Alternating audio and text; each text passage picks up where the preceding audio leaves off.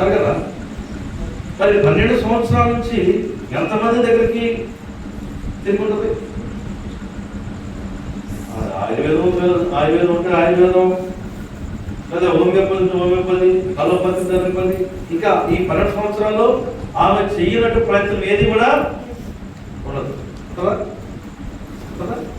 ఏ ప్రయత్నం చేయకుండా అన్ని ప్రయత్నాలు చేస్తుంది. ఆమె కూడా గట్టిగా ఉన్నట్టుగానే వెళ్ళి యేసుప్రభు అంట ఆయన పట్టుకుంటే చాలట స్వస్థ పట్టుకుంటున్నారట, లేకపోతే ఆయన మాట చెప్తే చాలట స్వస్థ పొందుకున్నారట అని ఈ 12 సంవత్సరాల్లో మరి ఎన్నిసార్లు విధో తెలియదు. కానీ 12 సంవత్సరాలు అలా బాధపడ్డప్పుడు ఆమెలో బలం కదా.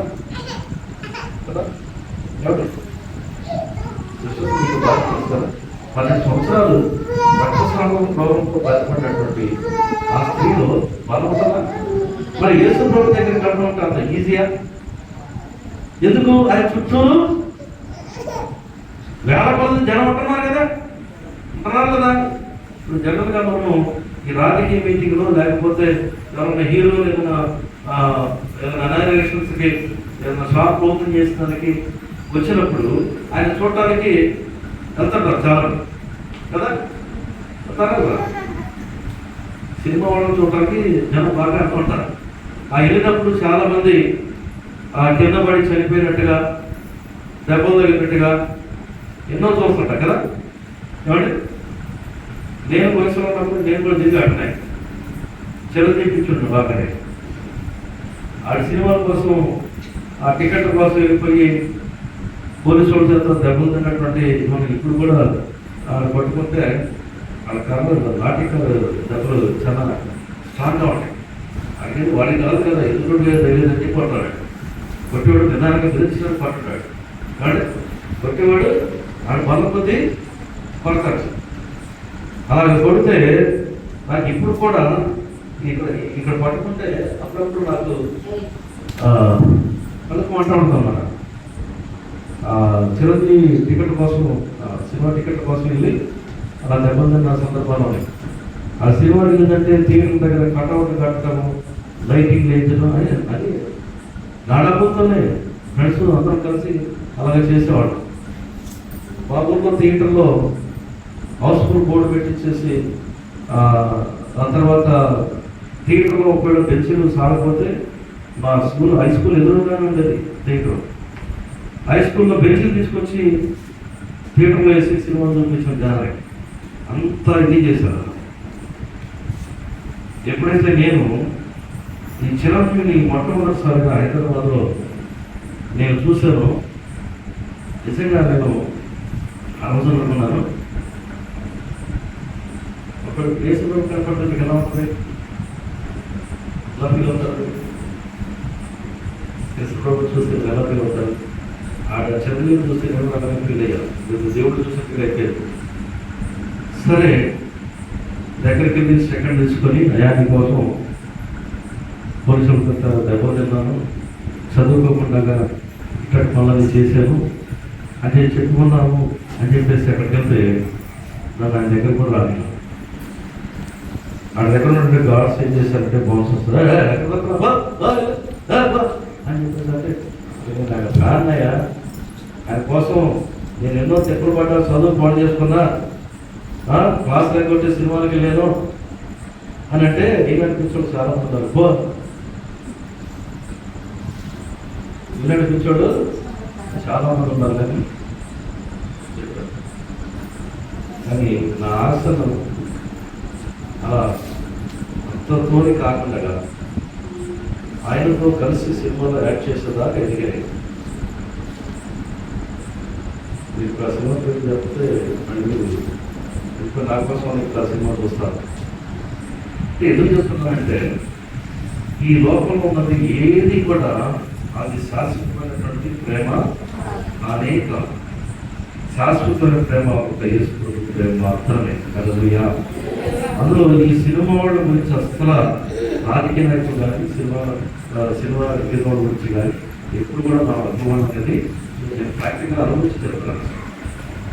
వీళ్ళ కోసం నా డబ్బులు నా టైంని అన్నీ వేస్ట్ చేసుకున్నా కానీ ఎవరు నాకు ఉపయోగపడిన డబ్బు కూడా లేదు. చిరంజీవితో కలిసి నేను సినిమాలో పనిచేస్తున్న టైంలో నాకు ఆడ బిహేవియర్ చూసేస్తున్నాను.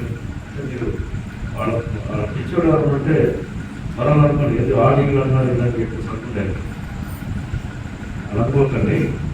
ఎందుకంటే అతను బిహేవియర్ నేను చూశాను కనుక ఇతని కోసం నా చదువు పాటు చేసుకున్నాను, ఇతని కోసం నాటి పొరవ చేశాను అని చెప్పేసి అప్పటి నుంచి అసలు ఇక సినిమా వాళ్ళని అసలు నమ్మకూడదు. ఎందుకంటే వాళ్ళతో కలిసి దాదాపుగా కనీసం 20 సంవత్సరాల దగ్గర నేను పనిచేశాను. సినిమా డైరెక్టర్ అవుదాం ఉన్న టైంలో దేవుడు పట్టుకొని ఆ పనిగా దయచేసి ఈ పని చేయాలని చెప్పేసి నా దేవుడు పట్టుకొని తీసుకొచ్చాను. హల్లెలూయా, హల్లెలూయా. ఎందుకంటే నేను తిరగని గురువులు ఉన్నాను, అది గురువు తిరిగారు. అటువంటి దేవుడికి నేను ముఖ్యం. చివరికి యేసు ప్రభు దేవుడని నేను తెలుసుకున్నాను. అందుకని ఆయన ప్రేమ గురించి నేను చెప్తున్నాను. ఆయన ప్రేమించినంతగా మనల్ని ఎవరు కూడా ప్రేమిస్తున్నారు. ఈ రక్తస్రావం కలిగినటువంటి గురించి కూడా 12 సంవత్సరాలు బాధపడి ఏమండి 12 సంవత్సరాలు బాధపడి ఏం చేస్తున్నామా, యేసు ప్రభు గురించి తెలుసుకొని ఆయన దగ్గరికి వెళ్దామని చెప్పేసి. మరి ఆయన చుట్టూ ఎంతోమంది జనం ఉంటారు. ఆయన దగ్గరికి వెళ్ళాలంటే ఎన్ని కష్టాలు పడాలి, ఎంతమంది చేత మరి నెట్టి అడ్డుపడిందో ఇటుపడిందో అనగలదు. అంత ఈజీగా వెళ్ళలేదు కదా. మనం బలవంతురాలు కనుక నువ్వు ముందు వెళ్ళిపోమ్మా అని చెప్పేసి ఎవరు దారి ఇచ్చారాకి, ఎవరు దారి వాళ్ళకి ఎలా వెళ్ళిందో పాపం, ఎన్ని కష్టాలు పడిందో, ఎన్నిసార్లు కింద పడిందో, ఎంతమంది కాళ్ళు దొక్కారో చేతులు దొక్కారో, ఎంత కష్టపడుతూ ఆయన దగ్గరికి వెళ్ళిపోయి కేవలం ఆయన వస్త్రం చేతులు కొట్టుకుంటే చాలు అంటున్నారు కదా. ఎవరు తెలుసుకున్నావు నీ విశ్వాసం అంటే ఎంత విశ్వాసం ఉంటే ఆమె అన్ని కష్టాలు పడుతూ ఆయన దగ్గరికి వచ్చింది. ఈ రోజున తానే మనము ప్రేమించి ఈ లోకానికి వస్తే ఆయన వాక్యం వినడానికి, ఆయన వాక్యం మీ దగ్గరకు వచ్చినప్పుడు ఎంతమంది ఆ వాక్యం వింటున్నారు. అందుకనంటాడు జ్ఞానము ఏం చేస్తుందా, కేకలు వేస్తాం. సొంత విధుల్లో కేకలు వేస్తాం.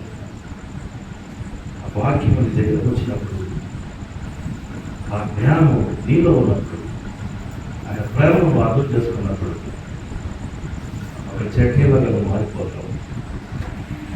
ఒక రక్తస్రావం కలిగినటువంటి స్త్రీ స్వతంత్రుడు, నువ్వు స్వతంత్రుడు కాదు.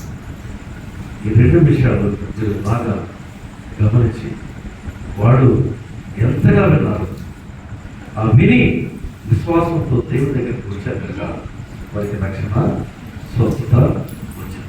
హల్లెలూయా. ఇంకా చాలా సందర్భాలు చాలా విషయాలు ఉన్నాయి కానీ చెప్పడానికి టైం లేదు. సో దేవుని చిత్తమైతే ఎప్పుడైనా మీ దగ్గరికి వచ్చినప్పుడు మీరు ప్రార్థన చేసి మీరు కోరుకుంటే మీ దగ్గరికి వచ్చినప్పుడు నా సినిమా అనుభవాలు లేకపోతే నా జీవితంలో, నా కుటుంబ జీవితంలో, పరిచయ జీవితంలో దేవుడు చేసిన దేవుడు నేను ఎలా దేవుడిని తెలుసుకున్నాను అవన్నీ మీకు నేను ఒకసారి చెప్పడానికి దేవుడు అవకాశం ఇస్తే అప్పుడు నేను చెప్తాను. అటువంటి దాని కోసం, నా కుటుంబం కోసం ప్రార్థన చేయండి. ఇప్పుడు దేవుడు చివరిగా వాళ్ళు నశించిన దాన్ని దేవుడిని రక్షించడానికి ఈ లోకానికి వచ్చాడు. ఎవరైతే ఆ రక్షణ కావాలని కోరుకుంటారో, ఎవరైతే ఆయన చూడాలని, ఆయన దగ్గరకు వస్తే రక్షణ దొరుకుతుందని వస్తారో వారికి మోక్షంలో ఆయన రాజ్యంలో స్థానము, మోక్ష రాజ్యంలో మనకి ప్రవేశం ఉంది. లేకపోతే ఎంతకాలం నుండి మార్పు రాకపోతే, ఎంతకాలము దేవుడు నీ జీవితంలో చేసిన మేలును ఇతరులకు చెప్పకపోతే ప్రయోజనం లేదు. తెలుస్తారు విన్నటువంటి మీరు దేవుడు చేసిన అద్భుతాలు మీరు అనేక మంది మీరు చెప్పాలి. ఆయన రాష్ట్రాన్ని స్థాపించేటువంటి వాళ్ళు మీరు కూడా పాలుభాగస్తులు కావాలి. యుద్ధంలో పోవాలని బహుమానంతో యుద్ధ సామాగ్రి వద్ద కాపులో ఉన్న కూడా అంతే బహుమానం అంట. వాక్యం సొంత మాటలు బయటలో ఉన్న మాటలు చెప్తాను.